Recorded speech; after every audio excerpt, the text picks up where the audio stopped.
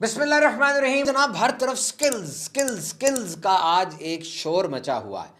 हर बंदा अपने ध्यान में है। डॉक्टर एमबीबीएस कर रहा है और डॉक्टरी में माहिर बनता चला जा रहा है। इंजीनियर इंजीनियरिंग कर रहा है और सॉफ्टवेयर इंजीनियरिंग, कंप्यूटर्स का तो ऐसा शोर है आजकल, बड़ी बूमिंग मार्केट है। कोई फाइनेंस की तरफ जा रहा है, कोई कारोबार सीख रहा है, कोई बिजनेस स्टडीज कर रहा है। हर बंदा अपने ध्यान में लगा है और अपने फील्ड में एक्सपर्ट भी बनता चला जा रहा है। हमें इस पर कोई ऑब्जेक्शन नहीं है। बिल्कुल आप अपनी फील्ड में आगे बढ़े, मजीद मजीद सीखें। लेकिन ये जो स्किल्स हैं ये सबको ही सीखनी है। वो स्कूल का टीचर हो या F-16 उड़ाने वाला पायलट हो, you are suppose to learn the skills. ये वो स्किल्स हैं जिन्हें सीखना बड़ा जरूरी है, वरना आपकी परवाज एक खास हद तक तो हो जाएगी।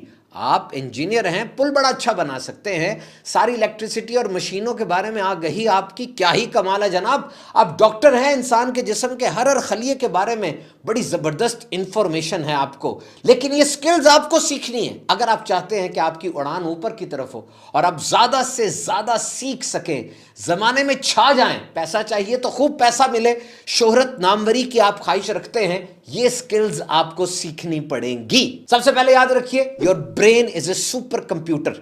और सुपर कंप्यूटर की तरह अगर इस ब्रेन को आप डिस्कस करें तो जिस तरह कंप्यूटर को अपडेट करना पड़ता है, आपका ब्रेन भी अपडेट होने वाला है। और ये अपडेट कैसे होगा? बुक्स के जरिए, पॉडकास्ट के जरिए और एक्सपीरियंस के जरिए। नई से नई किताबें पढ़ें, पॉडकास्ट सुने जो इंफॉर्मेटिव होते हैं और तजर्बात जिंदगी के हासिल करें। आप हैरान हो जाएंगे कैसे आपका दिमाग का सॉफ्टवेयर अपडेट होता है। जिस तरह कंप्यूटर की बैटरी को बचाना पड़ता है ना, आपके दिमाग की भी बैटरी को बचाना है। कैसे? 8 घंटे की नींद, वरना ये दिमाग अपने ही बनाए हुए गंद में डूब जाएगा और सफाई नहीं हो पाएगी। ये जो नींद है ये दर हकीकत एक ड्रेनेज है। एक जिस तरह गटर का वो नाला होता है ना जिस पे से गंद गुजर जाता है, ये नींद ड्रेन कर देती है सारे गंद को। कनेक्ट विद नेचर, ज्यादा से ज्यादा फितरत के करीब हों। ऐसी आवाजें सुने जो मसनूई नहीं है, ओरिजिनल परिंदों की हैं और बारिश की हैं, आबशार की हैं। और टेक डिटॉक्स यानी कम से कम इक्विपमेंट्स की तरफ जाएं।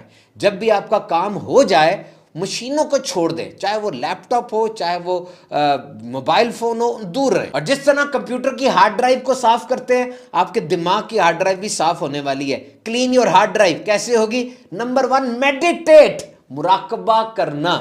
मुराकबे का मतलब होता है किसी एक चीज पे फोकस इतना ज्यादा कर दिया जाए कि इर्द गिर्द की सारी चीजें हट जाएं और वो एक चीज फोकस में आ जाए। Number 2, journal your life. अपने सारे प्लस, अपने सारे माइनस, आपकी जात की खूबियां, क्या आपको परेशानियां हैं, कल क्या किया था, कल क्या करूंगा, सब कुछ लिखें। लिखते जाएं लिखते जाएं, आपकी हार्ड ड्राइव क्लीन होगी। और आखिर में अपने दिमाग की हार्ड ड्राइव को साफ करने के लिए सेल्फ टॉक, अपने आप से बातें करें, अपने आप से गुफ्तगू करें, अच्छी बातें करें, अच्छी अफर्मेशंस करें। इंशाल्लाह आपका कंप्यूटर, मेरा मतलब आपका दिमाग, अपडेट हो जाएगा। तो जो बात कर रहे थे हम स्किल्स की, स्किल्स तो वो हैं जिन्हें सीखे बगैर इस दुनिया में आगे बढ़ना बड़ा मुश्किल है।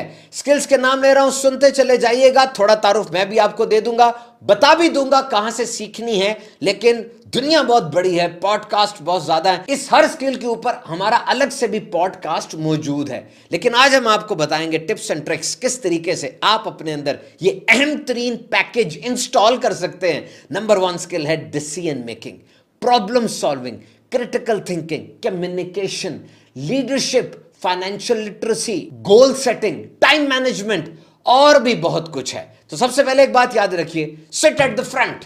जब भी आप कहीं जाएं आगे बैठें, आगे बैठें, सिट एट द फ्रंट। क्योंकि अगर आप किसी ऐसी जगह हैं जहां सब सीखने के लिए जमा हुए हैं तो सबसे आगे बैठें। अगर आप जॉब इंटरव्यू देने गए हैं, आगे बैठें।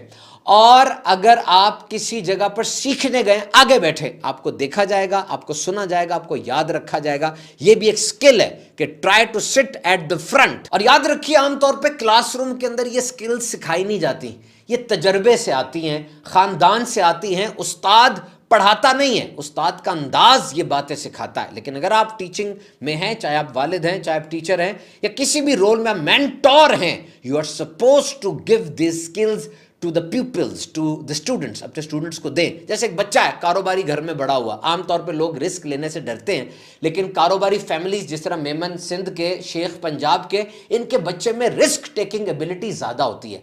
यह बात तहकीक से साबित है कि 25% एबिलिटीज वो माँ बाप से बच्चों में आती हैं, 75% बच्चे वो खुद पैदा करते हैं। ये मैंने इसलिए आपको बताया कि अगर आपका ताल्लुक इस फैमिली से नहीं भी है, आप ताजिर बन सकते हैं, आप रिस्क ले सकते हैं।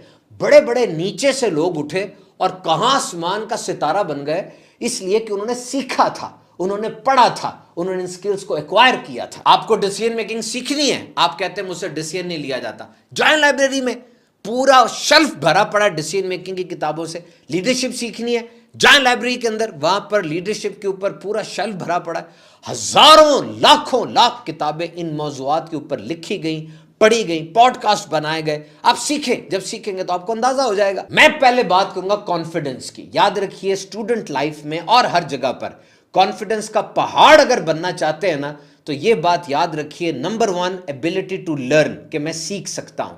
नंबर 2 एबिलिटी टू अंडरस्टैंड, जो सीखा उसे समझ सकता हूं। और number 3 and most important, application of what I have learned, जो मैंने सीखा था उसको मैं अपनी जिंदगी में अप्लाई भी कर सकता हूं। मैं एप्लीकेशन ऑफ स्किल्स का माहिर हूं। जब आपको इस चीज का पता चल जाएगा ना, यकीन कीजिए आपकी खुद एतमादी के आगे कोई नहीं अब आ सकता। आपकी परवाज अब खुद एतमादी की बड़ी ऊपर चली जाएगी। और ये भी 3 बातें याद रखिए कॉन्फिडेंस के लिए। Number 1, keeping up with the promises we make with ourselves. आपने जो वादे किए अपने आप से, उन वादों का पास रखें। अब मैं ये शुरू कर दूंगा, अब मैं ये करूंगा। अगर आपने अपने आप से किए हुए वादे तोड़े, आप टूट जाएंगे। इनको निभाएं। नंबर 2, सबके सामने जिस तरह का रवैया होता है, कोशिश करें अकेले में भी वैसा ही रवैया हो, आपका अमल कम ना हो जाए। और number 3 and most important, be comfortable with the rejections. अगर किसी बंदे ने आपको रिजेक्ट कर दिया, कोई मसला नहीं है, कुछ नहीं होता, आप बिल्कुल ठीक है। अगर आपने स्टैंडर्ड के मुताबिक, म्यार के मुताबिक काम किया है, डरे बगैर आगे बढ़ते चले जाए। और एक बहुत बड़ी स्किल की मैं बात करूंगा, फ्रीलांसर्स की। याद रखिए, आज freelancers are highly valued and they know it. आज के दौर में फ्रीलांसर्स की बड़ी वैल्यू है और इनको इस बात का बड़े अच्छे से पता भी है।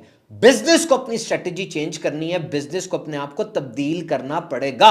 2 ग्रुप बन गए, एक तो रेगुलर वर्कफोर्स है 9 to 5 वाली, और एक फ्रीलांसर है। देखिए, अब जो इनोवेशन है, नई चीज लानी है, मैंने अपने प्रोडक्ट में, अपने प्रोसीजर में और अपने सिस्टम में, तो जो लोग मेरे पास हायर किए हुए हैं ना, ये लोग नई चीज नहीं लेकर आ सकते, इनकी इनोवेशन रुक चुकी है। जो फ्रीलांसर्स है ना, ये टेम्पररी है, थोड़ी देर के लिए, इंडिपेंडेंट है, आजाद रहना चाहते हैं, और गिग है, यानी थोड़ी देर के लिए जॉब के लिए आते हैं। इन्हें फ्लेक्सिबल वर्क आवर्स चाहिए होते हैं। जिस तरह एक प्लम्बर है, आपका मुलाजिम तो नहीं है, थोड़ी देर के लिए आएगा, ठीक करके चला जाएगा। इस तरीके से ये फ्रीलांसर्स हैं जिन्होंने अपनी स्किल्स को इतना बढ़ा लिया कि आज 25% ग्लोबल इकोनॉमी वो फ्रीलांसर्स की बन चुकी है, और ये तेजी से बढ़ रहे हैं। साबित हुआ कि आर्टिफिशियल इंटेलिजेंस आपकी जॉब को नहीं छीनेगी।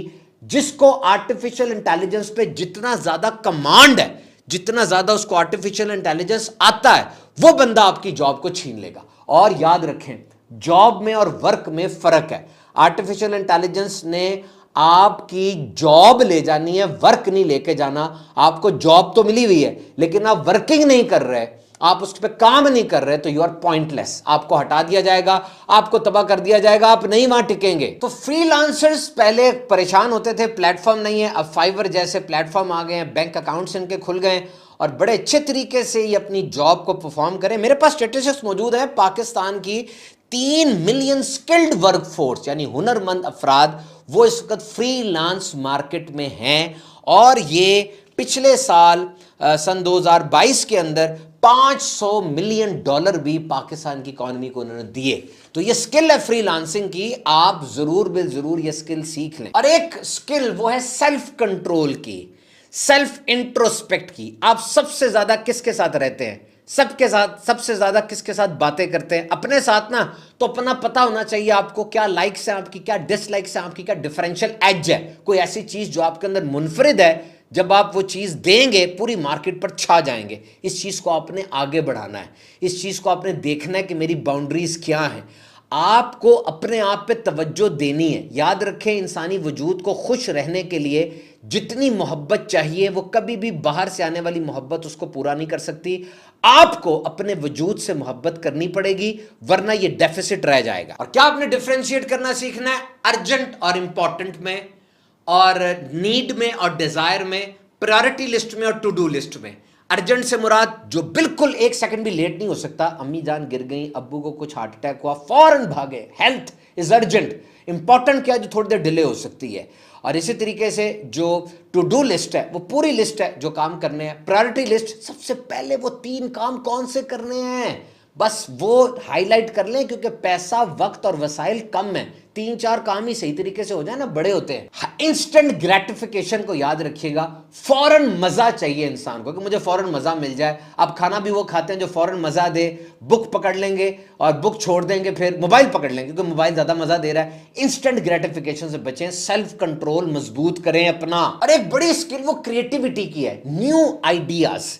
एक बहुत बड़ा एम्प्लॉयर है जिसके पास दुनिया की लाखों लाख जॉब्स है। उससे किसी ने पूछा तुम किसको मुलाजिम रखोगे, क्या डिग्री होगी? उसने कहा मुझे सफा नहीं चाहिए, ये लैपटॉप पड़ा है, इस पे मुझे हैरान कर दो, मैं तुम्हें जॉब दे दूंगा। यानी कुछ क्रिएटिव करके दिखाओ, कुछ नया करके दिखाओ। तो जो काम हो रहा है, जिस स्पीड से हो रहा है, आपने उस काम को और उस स्पीड को चेंज करना है। इलॉन मस्क दुनिया का अमीर तरीन आदमी है। उसने कहा कि जी जो रॉकेट ऊपर जाते हैं चांद की तरफ या खला की तरफ, वो रॉकेट ऊपर जाएगा और फिर वापस आएगा। लोगों ने कहा ये कैसे हो सकता है? उसने नासा से कहा, जो पूरी दुनिया की सबसे बड़ी स्पेस टेक्नोलॉजी का इदारा है। नासा ने कहा कि अगर ऐसा हो सकता तो हम ना कर लेते। जाओ भाई, साइंस इसको नहीं मानती, फिजिक्स के मुताबिक ये नहीं हो सकता। उसने कहा क्यों नहीं हो सकता? ये उसका माइंडसेट है, वो यही पूछता है क्यों नहीं हो सकता। उसने कहा यार फिजिक्स के ये लॉज जो हैं ये इंसानों ने बनाए ना, चलो 1-2 लॉ वो भूल गए होंगे, क्या हुआ, मैं बना लेता हूं। जहाज उड़ा, वापस आया, 3 दफा फैल्कन हवा में फट भी गया, वो नहीं पीछे हटा। क्रिएटिविटी, कुछ नया, ये बड़ा जरूरी है। और इंसान ही ये करता है, तभी तो सर्वाइवल है इसका। इसकी स्पीशीज ऐसी है जो दुनिया में जिंदा है, बिकॉज वी क्रिएट, हम बनाते हैं, नया सोचते हैं, आउट ऑफ द बॉक्स निकल जाते हैं और नए से नए रिकॉर्ड कायम करते हैं। And remember, when you innovate there is no correct answer. कोई एक सही जवाब नहीं होता जब आप इनोवेट करते हैं। यू हैव टू क्रॉस, आपको क्रॉस करना पड़ेगा। बड़ी अच्छी बात है कि जब एक डॉक्टर ये समझे कि उसके अंदर क्रिएटिविटी रुक गई है, वो इंजीनियर से बातें करना शुरू कर दे, वो किसी मिस्त्री के पास चला जाए, यानी बिल्कुल ही किसी और बंदे के पास जो उसके फन का, उसके हुनर का है ही नहीं, उसके पास जाके बहस करे, बात करे।